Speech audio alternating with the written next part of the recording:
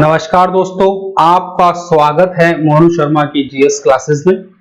और आज हम जो पढ़ने जा रहे हैं वो टॉपिक है आपका नेगोशिएबल इंस्ट्रूमेंट्स। बहुत ही इंपॉर्टेंट टॉपिक है आपका एग्जाम पॉइंट ऑफ व्यू से। बहुत सारे क्वेश्चंस यहाँ से देखने को मिलते हैं और हम चलिए अब आगे चलते हैं और अपना टॉपिक स्टार्ट करते हैं। अगर हम बात करें कि नेगोशिएबल इंस्ट्रूमेंट्स होते क्या हैं, तो सबसे पहला तो जो हमारे दिमाग में क्वेश्चन आता है कि भाई व्हाट आर नेगोशिएबल इंस्ट्रूमेंट्स। तो जो नेगोशिएबल इंस्ट्रूमेंट्स होते हैं वो इस तरीके के डॉक्यूमेंट्स होते हैं जो आपके ट्रांसफरेबल होते हैं। यानी कि नेगोशिएबल का जो मतलब होता है वो क्या होता है, उसका मतलब होता है ट्रांसफरेबल, और इंस्ट्रूमेंट का मतलब होता है रिटन डॉक्यूमेंट। तो ऐसे रिटन डॉक्यूमेंट्स जिनको हम ट्रांसफर कर सकते हैं एक इंसान से दूसरे इंसान तक, है ना, फॉर पेमेंट। यानी कि पेमेंट करने के लिए अगर हम किसी रिटन डॉक्यूमेंट को एक जगह से दूसरी जगह या एक इंसान से दूसरे इंसान को ट्रांसफर करते हैं तो ऐसे इंस्ट्रूमेंट्स को बोला जाता है आपका नेगोशिएबल इंस्ट्रूमेंट्स। तो negotiable instruments is a document guaranteed the payment of a special amount of money either on demand, है ना, या एक पर्टिकुलर डिमांड पे और दूसरा या पर्टिकुलर टाइम के बाद आपका पे करेगा, है ना। इसी में अगर हम बात करें कि जो नेगोशिएबल इंस्ट्रूमेंट्स होते हैं वो क्या होते हैं, वो होते हैं आपके जो नेगोशिएबल इंस्ट्रूमेंट्स होते हैं वो आपके ट्रांसफरेबल इंस्ट्रूमेंट्स होते हैं। आप उन्हें एक इंसान से दूसरे इंसान तक ट्रांसफर कर सकते हैं।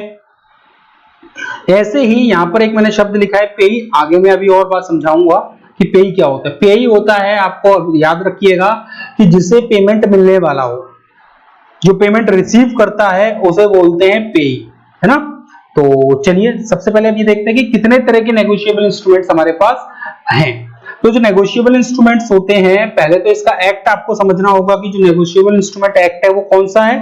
नेगोशिएबल इंस्ट्रूमेंट एक्ट 1881 के अकॉर्डिंग अगर मैं बात करूं तो जो आपके नेगोशिएबल इंस्ट्रूमेंट्स है वो कितने होते हैं, वो 3 तरीके के होते हैं। कौन कौन से होते हैं वो आपके होते हैं, पहला होता है प्रॉमिसरी नोट, दूसरा आपका होता है आपका बिल ऑफ एक्सचेंज, और जो तीसरा होते हैं वो होते हैं आपके चेक्स। और भी कुछ है हमारे पास जो नेगोशिएबल इंस्ट्रूमेंट्स एक्चुअली आप कह सकते हो कि नेगोशिएबल इंस्ट्रूमेंट्स की तरह ही काम करते हैं। जैसे आपके ट्रेजरी बिल्स हो गए, आपके हुंडीज हो गई, है ना, ऐसे ही आपके शेयर्स हो गए, है ना, इस तरीके की चीजें। तो चलिए सबसे पहले हम अब देखते हैं आपका प्रॉमिसरी नोट के बारे में।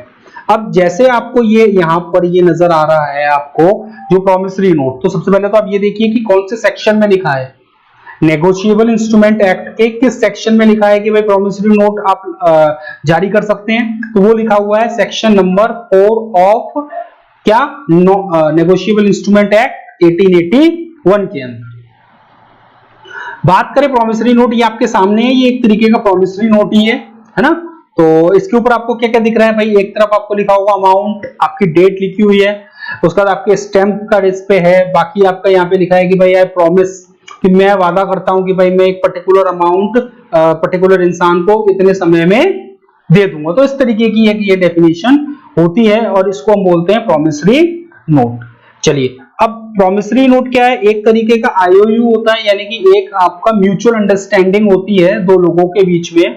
अब अगर आप किसी से भाई मुझे लोन लेना है, मैं एक एग्जांपल देता हूं कि चलिए यहीं से हम एग्जांपल ले लेते हैं। जैसे आपका एक विनीता है और एक आपका अमन है। भाई आपको पता है आज के डेट में लॉकडाउन की कंडीशन चल रही है, तो सबकी हालत खस्ता है ना, सबकी हालत खस्ता है। और अभी इस समय क्या है आपका थोड़ा सा फाइनेंशियली दिक्कतें आ रही हैं लोगों को, है ना। तो ऐसे ही विनीता भाई फाइनेंशियली दिक्कत आती है और भाई प्राइवेट जॉब में थी, तो अब इसने सोचा यार क्या करें, भाई लॉकडाउन का टाइम चल रहा है, जॉब है नहीं, बोले यार कोई बिजनेस शुरू कर लेते हैं, है ना, कुछ भाई अपना कुछ भी अपना बिजनेस शुरू कर लेते हैं। अब बिजनेस शुरू करें तो बिजनेस कैसे शुरू होगा, पैसे नहीं है। तो इसका एक दोस्त था अमन, है ना। अमन एक फ्रेंड है भाई, सरकारी नौकरी वाला इंसान है ना, कोई इशू नहीं है। ये गई उसके पास, बोले यार अमन भाई ऐसा है, मुझे थोड़े से पैसे उधार दे दो, कितने दिन के लिए, बोला 3 महीने के लिए दे दो बस। बोला कितने चाहिए, बोला यार बस 10 लाख रुपए चाहिए। बोला 3 महीने के लिए चाहिए। बोला चलो ठीक है, बोला पेमेंट तो मैं तुम्हें दे दूंगा, बोला पैसे तो मैं तुम्हें दे दूंगा, लेकिन भाई रिटर्न करने की क्या गारंटी है। देखो गारंटी तो दोगे मुझे कि भाई जब मैं इतना बड़ा अमाउंट तुम्हें दे रहा हूं तो भाई कोई गारंटी तो होगी कि भाई तुम, क्या गारंटी है कि तुम मुझे पैसे कितने दिन में लौटा दोगे। तो विनीता ने बोला यार बात तो सही कह रहे हैं ये। तो विनीता ने एक पेपर लिया और उस पेपर के ऊपर सब कुछ लिख दिया कि भाई मैं विनीता और इतना 10 लाख रुपए 3 महीने के अंदर मैं अमन को रिटर्न कर दूंगी, और ये उसने प्रॉमिस कर दिया। और उसने ये पेपर किसको दे दिया, वो पेपर दे दिया अमन को, और अमन ने जो पेमेंट है वो किसको कर दिया, विनीता को कर दिया, एक तरीके से लोन, है ना। तो जो ये पेपर जो विनीता ने बनाया और जो लिख कर दिया, इसी को बोला जाता है प्रॉमिसरी नोट। प्रॉमिस किया ना उसने, उस पेपर पे लिख के उसने क्या किया, उसने प्रॉमिस किया कि हाँ भाई ठीक है मैं इतना पैसा इसको दे दूंगी। तो प्रॉमिसरी नोट क्या है, may also be refer to as an IOU, ये हमने देख लिया। एक तरीके से लोन एग्रीमेंट भी हो सकता है ये, उसको भी हम प्रॉमिसरी नोट कह सकते हैं, क्योंकि दो इंडिविजुअल्स के बीच में होता है। ध्यान रखिएगा कि प्रॉमिसरी नोट के अंदर प्रॉमिस करते हैं, है ना, और दूसरा आपका क्या होता है, ये एक तरीके से आपका लोन एग्रीमेंट हो गए, इस तरीके की चीजें ये आप इसके अंदर रहती हैं। चलिए अब आगे हम देखें कि जो आपका प्रॉमिसरी नोट है उसमें कितनी पार्टीज इन्वॉल्व होती है। तो पहले पार्टीज से पहले ये तो समझिए ये पार्टी है कौन, है ना भाई। अब आपको इसमें 3 शब्द याद रखने हैं, बहुत सारा कंफ्यूजन रहता है इन 3 शब्दों को लेकर कि ड्रॉअर कौन है, ड्रॉई कौन है और पेई कौन है। यहीं से आपके एग्जाम में भी क्वेश्चन पे देखने को मिलते हैं, और बहुत सारे आपके कंफ्यूजन भी यही से, क्यों कंफ्यूजन यहां से भाई एग्जाम के अंदर क्वेश्चन तो वहां से बनेंगे ना जहां पे कंफ्यूजन हो। भाई जो चीजें सबको समझ में आ रही है वहां से एग्जामिनर क्वेश्चन नहीं पूछेगा, वो क्वेश्चन वहां से पूछेगा जहां पे लोग सबसे ज्यादा फंसते हैं। और सबसे ज्यादा जो लोग फंसते हैं वो कहां फंसते हैं, वो आपका फंसते हैं इन 3 चीजों पर, ड्रॉअर, ड्रॉई और पेई। सिंपल भाषा में समझेंगे कि जो ड्रॉअर होता है वो इंसान या वो उसको मानते हैं जो प्रॉमिसरी नोट बना रहा है। यानी कि अगर मैं इससे पिछले वाला एग्जांपल देखूं तो यहाँ पे जो है वो आपका ड्रॉअर कौन था भाई, प्रॉमिसरी नोट था, वो किसने बनाया, वो विनीता ने बनाया।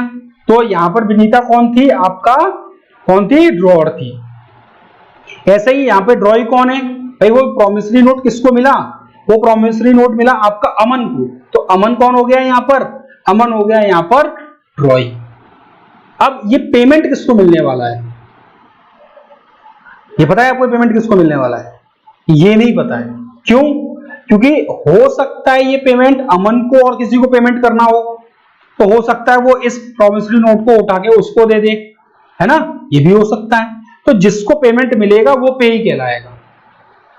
और ये भी पॉसिबल है कि जो ड्रॉअर है और जो पेई है वो एक ही हो सकता है प्रॉमिसरी नोट में, ये पॉसिबल है ना, क्योंकि भाई इस अमन को क्या मिला, अमन को प्रॉमिसरी नोट मिला, और जो पैसा मिलेगा वो भी किसको मिलेगा, अमन को ही मिलेगा।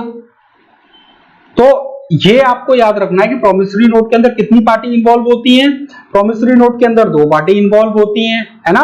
तो आपको ये याद रखना है, ठीक है।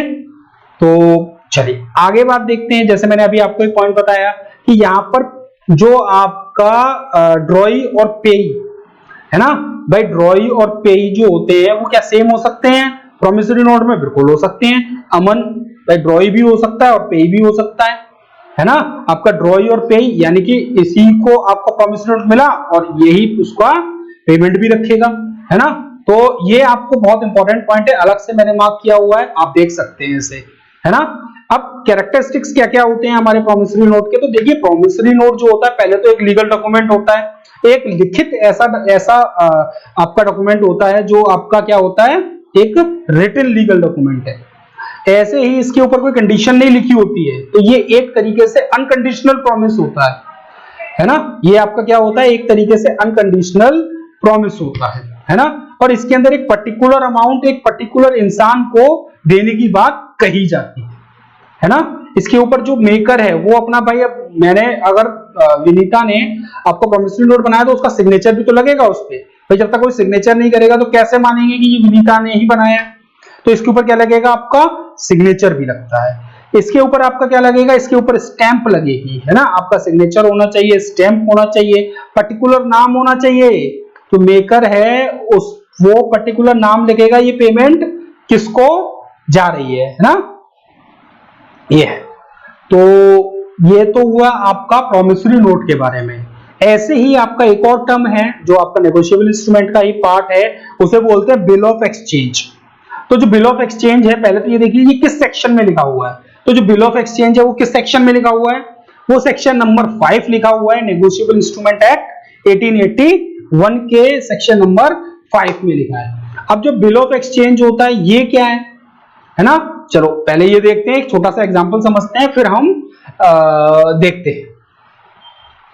यहां पर एक कोई सेलर है और यहां पर एक कोई बायर है ना।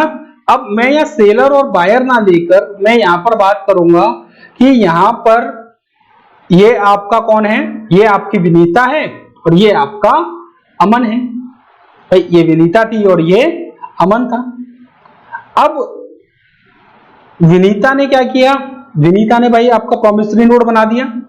विनीता ने प्रॉमिसरी नोट आपका एक तरीके से आपका एक नोट उसने बनाकर और किसको दे दिया, आपका अमन को दे दिया। अब अमन को भी कुछ पेमेंट करना था किसी उसके फ्रेंड को। भाई अमन को भी पेमेंट करना था किसको, अपने किसी फ्रेंड को। तो उसने क्या किया, उस ही जो प्रॉमिसरी नोट था उसको उठा के उसने किसको दे दिया, अपने उस तीसरे फ्रेंड को दे दिया। तो यानी कि अब उसने क्या बोला, उसने विनीता को ये ऑर्डर दे दिया एक तरीके से कि ऐसा है विनीता, मेरा वो दोस्त है ना, मेरा कोई दोस्त है, भाई कुछ भी नाम ले सकते हैं आप, बोला यार राम है, मेरा दोस्त है एक राम, और मैंने उससे पैसे लिए थे। अब तुम क्या करना, मुझे पैसे ना देकर और तुम पैसे किसको दे देना, राम को दे देना। किसको दे देना, राम को दे देना। यानी कि भाई जो ये था, उसके बाद क्या हुआ कि भाई ठीक है, अब राम ने जो बिल ऑफ एक्सचेंज था वो किसको दे दिया, वो दे दिया आपका विनीता को। विनीता ने क्या कर दिया, उसको पेमेंट दे दिया। तो यानी कि यहाँ थर्ड पार्टी किसी के ऑर्डर देने पर आपको क्या करता है, एक थर्ड पार्टी इसमें पेमेंट करती है। जैसे एन इंस्ट्रूमेंट इज रिटन है ना, containing N unconditional order signed by a maker, यानी कि मेकर कौन था वहां पे, विनीता। विनीता के सिग्नेचर होंगे, वो डायरेक्शन देगी है ना कि एक पर्टिकुलर अमाउंट किसको पे करना है, किसी तीसरी पार्टी को पे करना है। ठीक है, तो इसी को बोला जाता है bill of exchange. Basically bill of exchange के अंदर जो थर्ड पार्टी होती है वो कोई भी हो सकता है, वो बैंक भी हो सकती है और वो कोई एक इंडिविजुअल भी हो सकता है ना। तो आपका ये चीज है।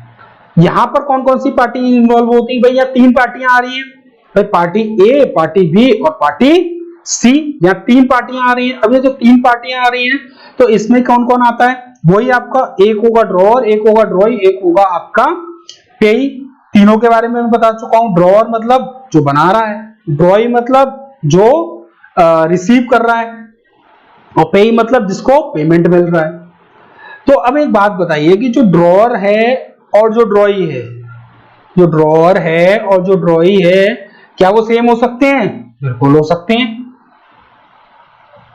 तो ड्रॉअर और ड्रॉई जो है वो क्या हो सकते हैं, सेम भी हो सकते हैं, है ना, कि भाई जिसने वो बनाया उसको पेमेंट मिल रहा हो। अब क्या ड्रॉअर और पेई, क्या ड्रॉअर और पेई सेम हो सकते हैं, तो बिल्कुल हो सकते हैं। ड्रॉअर और पेई क्या हो सकते हैं, सेम हो सकते हैं। मैंने आपको एक एग्जांपल बताया कि भाई उसने जिस जो बना रहा है उसी को तो पेमेंट मिलने वाला था, तो वो क्या है आपका सेम हो सकते हैं। लेकिन जो ड्रॉई और पेई यहां कभी भी सेम नहीं हो सकते। क्यों नहीं हो सकते, अगर ड्रॉई और पेई सेम हो गए फिर तो ये प्रॉमिसरी नोट बन गया। भाई अगर ड्रॉई और पेई अगर सेम हो जाएंगे तो ये क्या बन जाएगा, ये तो प्रॉमिसरी नोट बन जाएगा, दो ही लोग हो जाएंगे यहां पर। तो ड्रॉअर और पेई आपका, सॉरी ड्रॉई और पेई आपका कभी भी सेम नहीं हो सकते, है ना, दोनों ही हमेशा क्या रहेंगे, अलग अलग रहेंगे। ये तीन चीजें आपको याद रखनी है। यहां से बहुत सारे क्वेश्चंस देखने को मिलेंगे आपको, है ना। तो चलिए आगे देखते हैं। ये मैं एक्सप्लेन आपको अभी कर ही दिया, है ना, कि भाई यहां पर आपका क्या होता है, फीचर्स क्या होते हैं भाई आपके बिल ऑफ एक्सचेंज के। तो जो बिल ऑफ एक्सचेंज होता है बेसिकली भाई रिटर्न होता है ना। इसके अंदर आपका क्या होता है, आपका एक तरीके से ऑर्डर होता है पेमेंट के लिए, है ना। जो ऑर्डर होता है वो आपका क्या होती है, उसके ऊपर कंडीशन लगी होती है क्या, बिल्कुल लगी होती है कि भाई एक पर्टिकुलर दिन और पर्टिकुलर आदमी को तुम्हें ये आपका देना है ना। इसको हम बाय डिस्काउंटिंग ऑफ बिल के नाम से भी जानते हैं। एक फिक्स डेट लिखी होगी, फिक्स अमाउंट लिखा होगा इसके ऊपर, है ना, और इसको दोनों लोग साइन करते हैं, इसको ड्रॉई भी साइन करता है और इसमें ड्रॉर भी साइन करता है ना। अब मुझे एक बात बताइए कि बिल ऑफ एक्सचेंज और प्रोमिसरी नोट में क्या डिफरेंस था बेसिकली। भाई जो बिल ऑफ एक्सचेंज और प्रोमिसरी नोट में ये डिफरेंस है कि जो प्रोमिसरी नोट है वहां पे आपका रिक्वेस्ट की जाती है कि भाई आप ऐसा ये पैसे इसको दे दीजिएगा, लेकिन बिल ऑफ एक्सचेंज के अंदर ऑर्डर दिया जाता है। बिल ऑफ एक्सचेंज में क्या दिया जाता है, ऑर्डर दिया जाता है। इसके बाद हम अगले नेगोशिएबल इंस्ट्रूमेंट एक्ट पे उसके पे आते हैं। उसमें क्या है आपका, आते हैं चेक। तो चेक है वो किसमें लिखा है, वो लिखा हुआ है section 6 of negotiable instrument act 1881 के सेक्शन 6 में लिखा हुआ है। अब चेक क्या होता है, चेक क्या है आपका, एक पर्टिकुलर डॉक्यूमेंट ही है, एक तरीके का डॉक्यूमेंट ही होता है ना, एक तरीके का कागज ही होता है जो ऑर्डर देता है बैंक को कि उसके खाते में से ये पर्टिकुलर अमाउंट इस पर्टिकुलर इंसान को दे दी जाए। यानी कि यहां पर जो है वो आपका क्या होता है, यहां पर हमेशा है ना, जो आपका एक पर्टिकुलर उस पर डेट लिखी रहेगी और आपका एक पर्टिकुलर सम है वो आपको किसी तीसरी पार्टी को ट्रांसफर कर दिया जाए। तो इस ऐसी चीज को क्या बोला जाता है, आपका चेक बोला जाता है ना। अगर मैं बात करूं कि चेक कितने तरीके के होते हैं, तो चेक तो बिल्कुल चेक होते हैं, कितने तरीके के होते हैं, चेक आपके 0 तरीके के होते हैं। टाइप ऑफ चेक्स नहीं होते, कंडीशन के हिसाब से चेक्स को हम डिफरेंशिएट कर देते हैं। उनके ऊपर लगी होती है कंडीशन। अब उनके ऊपर कौन कौन सी कंडीशन है, कंडीशन के हिसाब से जो चेक है वो आपके सामने है। कौन कौन से हैं, जैसे बियरर चेक होता है, आपका ऑर्डर चेक होता है, इसी में आपका क्रॉस चेक होता है, आपका blank cheque, post dated cheque, ante dated cheque, open cheque है ना, आपका डिसऑनर चेक है ना, मल्टीलेटेड चेक, आपका ट्रेवलर्स चेक। ये सारे तरीके के आपके चेक्स होते हैं और एक तरीके से ये सारी कंडीशन के हिसाब से हैं। आप पर्टिकुलरली देखेंगे चेक आपको एक ही जैसे दिखेंगे, यानी कि चेक्स का कोई टाइप नहीं होता है, ये ध्यान रखिएगा। अब मैं देखूं बियरर चेक क्या होता है, तो बियरर चेक होता है, आप एक तरीके से कह सकते हैं कि ये सबसे अनसेफ चेक होता है। एक तरीके से अगर बियरर, जैसे कोई आप रास्ते में जा रहे हो और आपको कोई चेक मिल जाए डला हुआ और उसके ऊपर लिखा हो बियरर, तो इसका मतलब ये हो गया कि अगर आप उसको लेके बैंक में जाएंगे तो बैंक वाला आपसे उसको पेमेंट को किसको कर देगा, वो आपको ही कर देगा। यानी कि जिसके हाथ में चेक, ये चेक उसका है ना। अगर इसके ऊपर बियरर, देखिए यहाँ पे आपको रेड कलर का मार्क दिख रहा है, तो रेड कलर का मार्क दिख रहा है, इसी को बोला जाता है, इसके ऊपर क्या होगा, आपका बियरर लिखा होगा। अब ये बहुत अनसेफ है भाई, हो सकता है कहीं हम जा रहे हो गिर गिरा जाए और किसी को मिल जाए, कोई निकाल ले पैसे, है ना। तो इसी के लिए क्या किया जाता है, इसी को हम, इसकी एक लिमिट है, इसकी लिमिट होती है 50,000 तक। यानी कि आप 50,000 से ज्यादा पेमेंट नहीं निकाल सकते बियरर चेक से, क्योंकि भाई बहुत रिस्की है ना, आपका क्या है, रिस्की है। बियरर चेक समझ में आ गया होगा। ऐसे ही आपका होता है ऑर्डर चेक।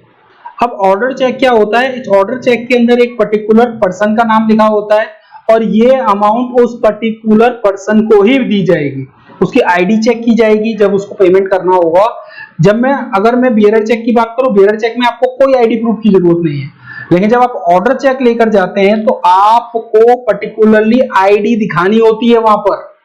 जब तक आप आईडी नहीं दिखाएंगे वो आपको पेमेंट नहीं करेगा, है ना। और ये दोनों ही चेकों में जो पेमेंट है वो कैसा हो जाता है आपका, आप काउंटर पे जाके पेमेंट करा सकते हैं। ऐसे ही अगर मैं बात करूं क्रॉस चेक की, तो क्रॉस चेक सबसे ज्यादा सेफेस्ट चेक माना जाता है। कारण ये है इसके ऊपर, क्योंकि इसके ऊपर अगर हम 2 लाइनें मार देते, देखिए ये रेड कलर की 2 लाइनें आपको जो दिख रही हैं, ये आपकी 2 लाइनें हैं। ये 2 लाइनों का मतलब ये होता है, क्योंकि हमने इस तरीके से क्रॉस मार दिया, तो इनका मतलब ये होता है कि ये जो पेमेंट है, आप कोई भी लेके जाए, आप लेके जाओ, आपके पापा लेके जाए या कोई तीसरी पार्टी लेके जाए या कोई भी लेकर जाए, इसका पैसा आपको कैश नहीं मिलेगा। ये आपका जो अमाउंट है वो सीधा आपके अकाउंट में ही ट्रांसफर होगा, है ना। तो कोई भी लेके जाए तो पैसा कहां आएगा, पैसा आपके ही अकाउंट में आएगा। तो ये आपको ध्यान रखना है कि क्रॉस चेक क्या होता है। ऐसे ही मैं बात करूं यहां पे आपका ओपन चेक। ओपन चेक क्या होता है, जिसके ऊपर आपका क्रॉस ना हो, उसको हम क्या कहते हैं, ओपन चेक कहते हैं। ऐसे ही आपका एंटीडेटेड चेक होता है। अब एंटीडेटेड चेक क्या होता है, यहां पर एक डेट लिखी रहे, कोई डेट है और उससे अगर आप उसको पहले आप देखें, भाई यहां पर कोई डेट लिखी हुई है, यानी कि जैसे यहां पे लिखा हुआ है 12/11/2017, यहां लिखी हुई है 12/11/2017, यानी कि 12वां आपका 12 तारीख 11वां महीना, यानी कि 12 तारीख से पहले चेक तो ये पहले बना होगा, हो सकता है 10 दिन 5 दिन पहले चेक बनाया होगा इसके ऊपर, क्योंकि डेट बाद की डाली जाती है। तो जब तक ये चेक क्या कहलाएगा, ये एंटीडेटेड कहलाएगा, यानी कि डेट से पहले जो इसके ऊपर डेट लिखी है उससे पहले तक ये क्या कहलाएगा, ये आपका क्या कहलाएगा, एंटीडेटेड चेक कहलाएगा। ऐसे ही जब ये डेट निकल जाएगी, है ना, जब ये डेट आपकी निकल जाएगी, यानी कि जो आपकी यहाँ पे डेट लिखी थी 12/11/2017, इसके बाद ये चेक क्या कहलाने लगेगा, ये कहलाने लगेगा पोस्ट डेटेड चेक। क्या कहलाने लगेगा, पोस्ट डेटेड चेक कहलाने लगेगा। और जो है ये आपका कितने दिन के लिए वैलिड रहेगा, ये आपका 6 महीने तक के लिए इसकी वैलिडिटी रहती है ना। ये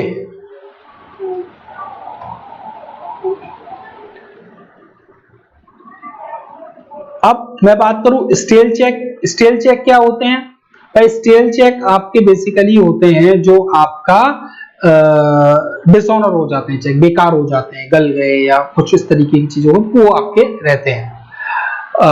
मल्टीलेटेड चेक क्या होते हैं कि भाई कुछ फट फुट जाएं और उसके बाद कुछ इस तरीके की चेक्स को हम क्या बोलते हैं, पीसेस हो जाएं, तो उस तरीके के चेक्स को हम क्या कहते हैं, मल्टीलेटेड चेक्स कहते हैं, है ना।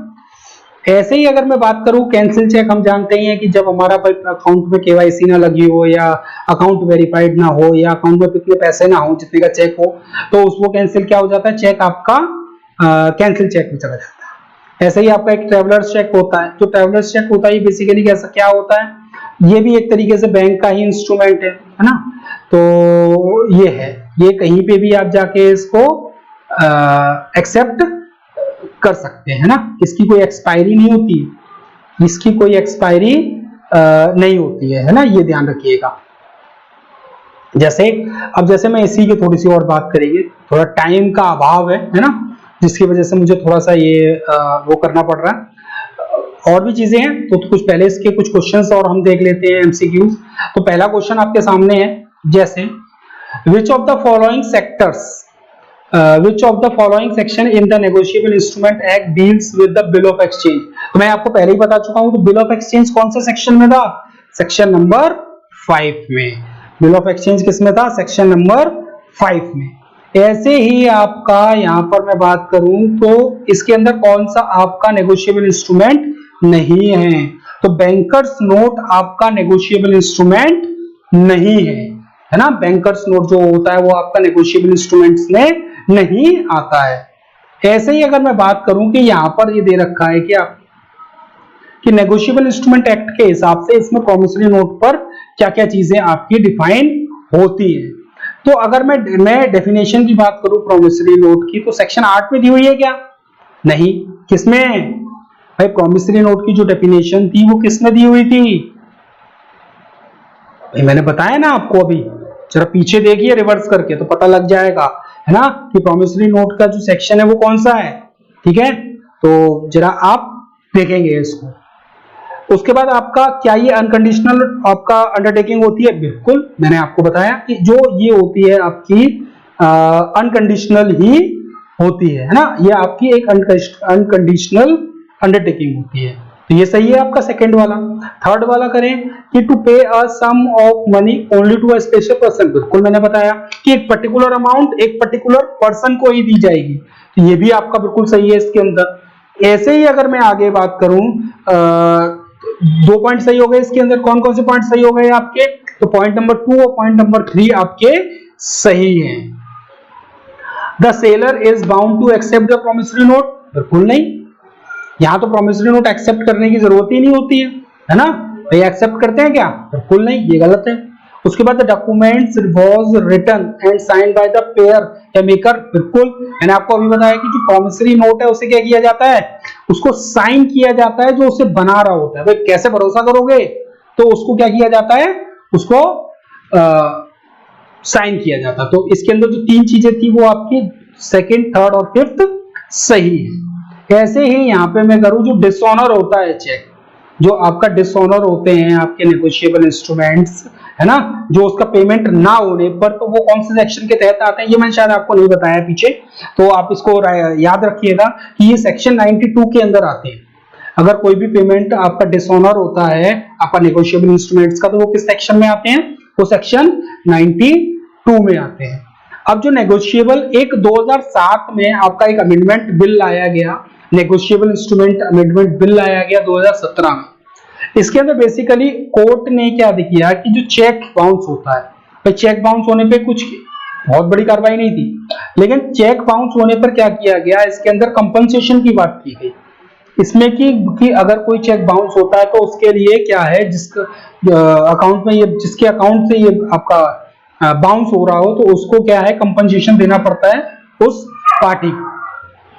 तो ये कंपनसेशन है, ये कितने परसेंट से ज्यादा नहीं हो सकता है। जो आपका अमाउंट है, जैसे अगर जो चेक है वो आपका कितने का है, अगर वो चेक अगर आपका 1 लाख रुपए का है, तो जो 1 लाख रुपए का चेक है वो कितने का आपका है, कितने परसेंट तक उस पर कंपनसेशन दिया जा सकता है, तो 20% तक आप उस पर कंपनसेशन ले सकते हैं, है ना। ये 2017 में इसमें अमेंडमेंट किया गया है। तो ये उसके बाद अगर मैं देखें, if the holder of a bill of exchange allow the drawee more than are exclusive of public holiday to consider whether he will accept the same, है ना, कि भाई कभी कभी जैसे हॉलीडे हो गए, तो भाई कब तक इसकी लायबिलिटी आपका रह सकती है, तो 48 घंटे तक, कितना 48 आवर्स तक आप इसको होल्ड पे रख सकते हैं। अब सेक्शन 6 के अंदर नेगोशिएबल इंस्ट्रूमेंट में क्या था, सेक्शन 6 के अंदर था इसमें चेक, है ना, भाई सेक्शन 6 में क्या था, आपका चेक था, है ना। और इससे पहले मैंने आपको जस्ट यहाँ पे मैंने बताया था कि भाई आपका जो आपका बिल ऑफ एक्सचेंज था वो 5 में था, तो आपका इसी हिसाब से अगर आप देखोगे तो यहाँ पर जो ये प्रॉमिसरी नोट था कौन से में था, ये सेक्शन नंबर 4 में था, सेक्शन नंबर 4 में था, है ना, किसमें था, सेक्शन नंबर 4 में था। ऐसे ही अगर मैं बात करूं जो माइनर ड्रॉअर है, जो माइनर ड्रॉअर है, इंडोसर है या डिलीवर है ना, डिलीवरर है, और नेगोशिएबल इंस्ट्रूमेंट्स, इट बाइंड्स, यानी कि ये सारी की सारी पार्टीज को क्या करता है, बाइंड करता है ना। तो थोड़ा सा टाइम का अभाव था, कुछ चीजें हो सकता है इसके अंदर रह गई हूं, है ना, जितना हो सकता था उसमें मैंने आपको डिलीवर किया, है ना, तो घबराने की जरूरत नहीं है। बाकी और भी बहुत सारी चीजें हैं जो हम आगे दिखेंगे, है। तो thank you all of you.